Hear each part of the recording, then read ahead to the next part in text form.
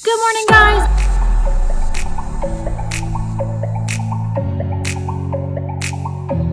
It is a little after 7. I am just getting to the hospital to start my 24-hour call. It's a rainy, dreary day in Texas, but it's gonna be a great day here, and it's hit or miss. Sometimes I can have just a normal clinic day and never have to come back in, and sometimes I don't leave the hospital for the whole 24 hours. I don't know what's gonna happen today. We'll have to see how it goes.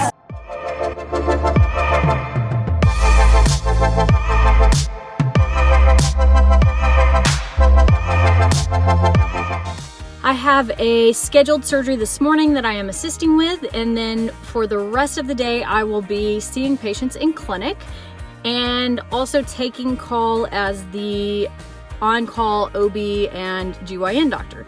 What that means is if somebody comes into the ER and the ER doctors need an OBGYN consult, they will call me. If somebody is admitted to the hospital and their primary team needs to consult a OB or GYN doctor, they will call me. And if people come into labor and delivery and their doctor is either not here or unavailable, or they don't have a doctor, then they will call me and I will take care of them. I can go home when I'm on call, so I can still go home at 5 usually. I mean, not usually, sometimes there's things going on that I need to stay for. And then I still take phone calls and come back in throughout the night until tomorrow at 7 a.m. if things come up that need to be taken care of. But currently I do not have anybody on the labor deck, and the weather makes me think, I don't know, it could go either way. I always wonder when the weather's like this if a lot of people will come in because the pressure changes make their water break. I don't know if that's scientific or not. It's voodoo. Or if people will only come in if they're actually like in full-blown labor because they don't want to get out in the rain. Who knows? It may make absolutely no difference. We're just going to have to wait and see. All right, I will see you in the operating room.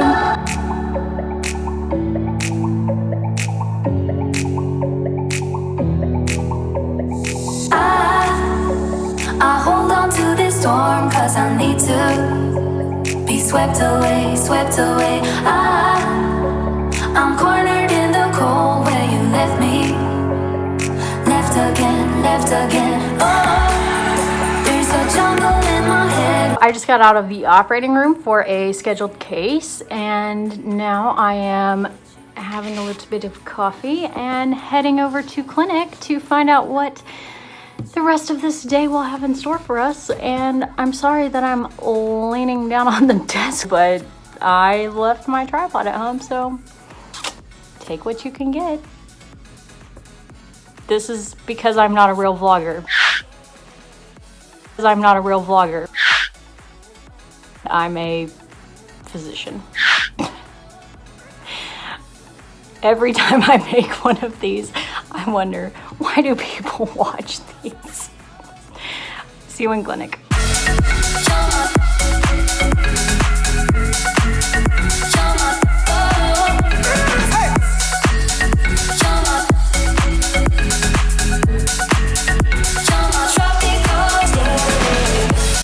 It is lunchtime. I just grabbed something to eat really quick inside the hospital, and now I'm going to run to the Starbucks that is up the street and get some coffee. I had a little bit of coffee this morning from the hospital, but I want something that tastes good now, so I'm gonna go get some actual coffee.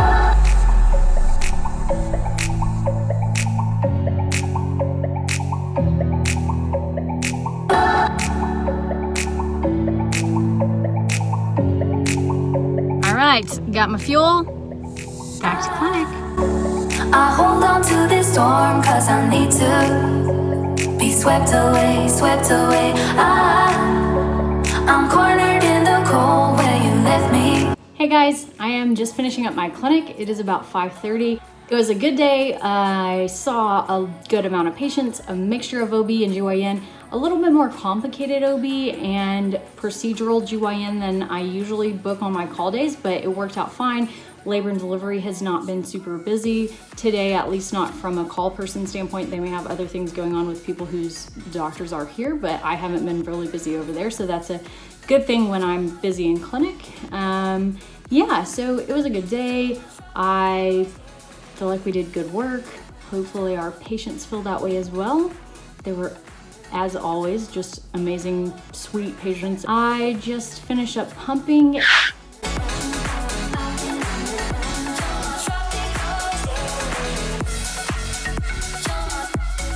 And I'm about to head home to see the kiddos, but actually first I think I'm gonna go check on labor and delivery and make sure there's nothing that I need to do over there before I leave, make sure everything is settled and nothing is pending that we know of or that might happen, anything I need to be prepared of. Make sure all the patients over there are nice and settled and happy. All right. It's been a good day.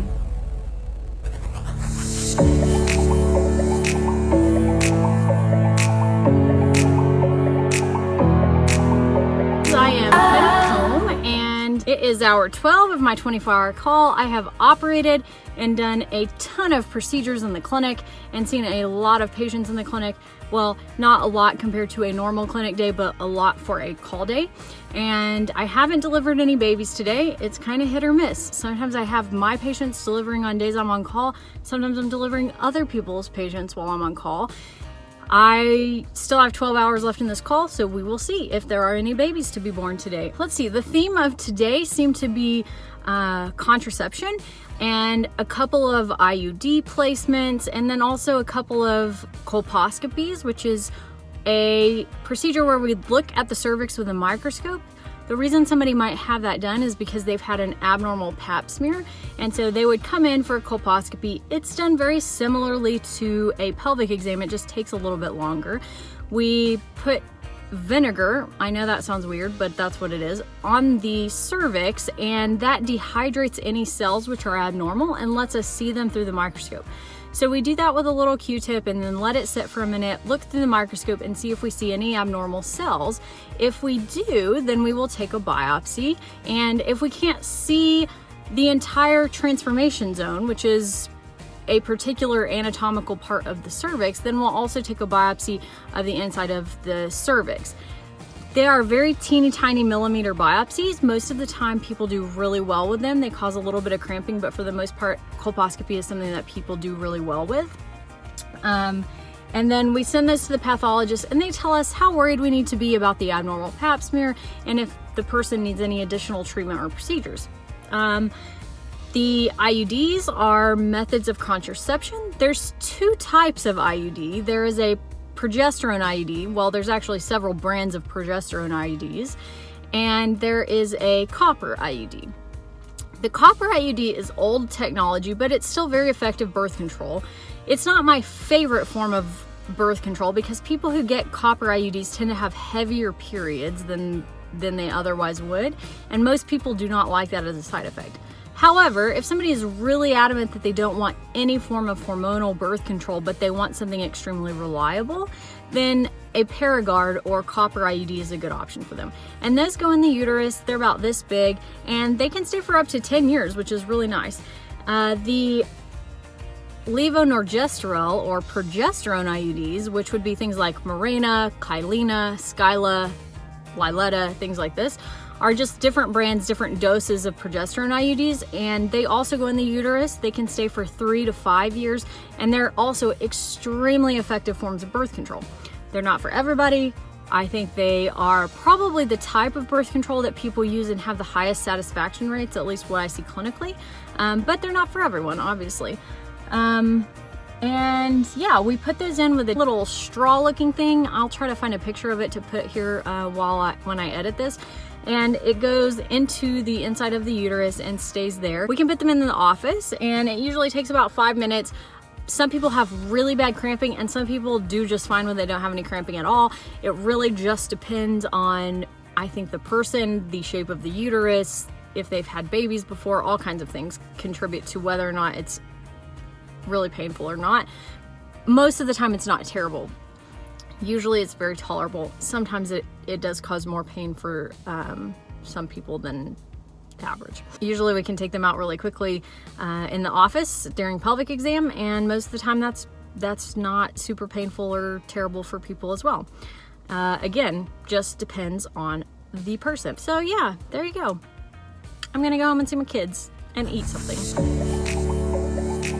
Don't tell my husband I let it get that low. He's like a fourth of a tank filler up. I'm like a let's just coast along and see if we might make it to our house with the light on, even though we're 6 hours away person. But for the purposes of being on call, I probably shouldn't run out of gas. So I'm gonna go get some gas, and then I'm gonna go home unless my phone rings and tells me to come back to the hospital. There we go. Come back to me, back to me. How could I let you go? How could I let you go? How could I let you go? How could I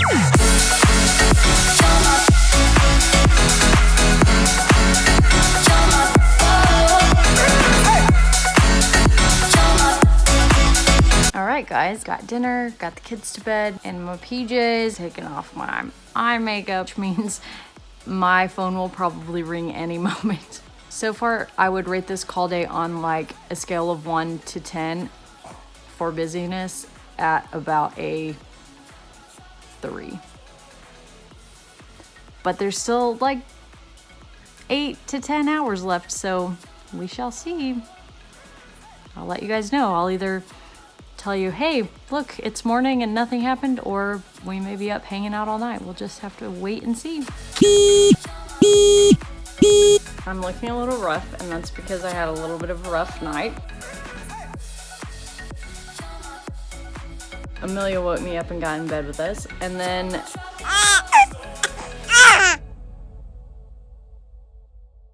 but I'm training. I'm lucky. Milo was at the bottom of the stairs, so I went upstairs with Milo and laid with him for a few minutes, and then Daddy. fell asleep in Milo's bed till like 5 a.m. when the baby woke up to eat again. Around 7, I gave checkout to my partner. I'm gonna spend the day with the twins because they're on spring break. I would still rate this call about a 3 on a scale of 10 for busyness, and the kids get a 10 for 10 out of 10 being crazy, and we haven't slept in 6 years, and it's not because of my job.